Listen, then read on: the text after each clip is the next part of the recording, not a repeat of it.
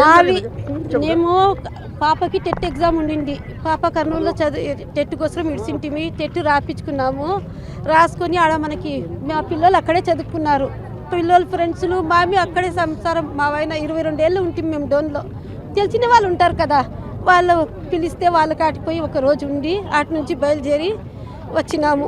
వచ్చింటే ఇక్కడ మనకి గుత్తి ఇదే డోన్ బస్సు అదే ఎక్కి ఇటు దిగినాము. గుత్తి బస్సు ఎక్కి ఇటు దిగినాము.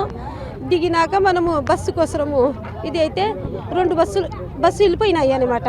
బస్సు వెళ్ళిపోతే పోనీలమ్మ ఫుల్ ఉంది, అది పోయినాకనే ఎక్కుదామంటే పాప పోయి సీట్ పట్టినాక మనం ఎక్కుదామంటే జనాలు ఉన్నాయి కదా, వాళ్ళు ఎక్కినీళ్ళే మేము ఎక్కుదాం అనుకొని ఉంటే ఈ పిల్ల మధ్యలో ఇరుక్కుపోయింటే పిల్ల కేకలు పట్టి ఏడుస్తుంటే మా పిల్ల కోసమన్నా దారి ఇడిచింది. మా ఈ పిల్ల ఇరుక్కుపోయింది మధ్యలో అనుకుంటా.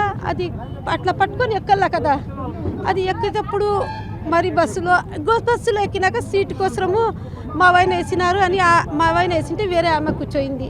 ఆ అమ్మ నాది అంటే లేదు మా నేను పిల్లల కోసం వేసినానని ఈ అప్ప అంటుంటే అది అరుచుకుంటుంటే నువ్వు ఊరుకుంటూ పోయా అని పోనీలమ్మా నువ్వే కూర్చోలే మాకు వద్దు సీటు అని ఆమె మాట్లాడుకుంటూ ఉండినారు కదా. ఇంకా లోపల పోయే వాళ్ళు ఇట్లా ఉంటారు కదా, తొబ్బుకుంటూనే ఉండారు. ఇది నేను ఇట్లా సంఖలోనే పెట్టుకున్నాను. అది ఎట్లా జిబ్బు ఇప్పి ఎక్కేటప్పుడు తీసేసినారో మరి ఎట్లా తీసినారో తెలియదు. నేను ఇప్పుడు అది ఏమంటారు కనెక్టర్ అయినా వెనక నుంచి టికెట్ కోసం ఇది చేస్తారేమో ఆధారంగా తీసుకున్నాం జరుగునానా అని ఈ పిల్లకి ఇది చేసేటప్పుడు ఈ జిబ్బు సగం తీసి ఉంది.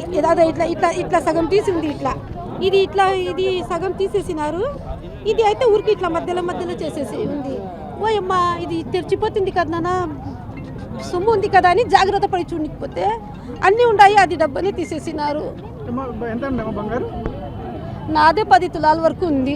నా బిడ్డది 4 తులాలు ఉంది. 4 తులాల పైన ఉండొచ్చు, 4 తులాలు ఉండొచ్చు. సుమారు 15 తులాలు దగ్గర 14 కన్ఫామ్. 15 తులాలు దగ్గర నాదే లేదు.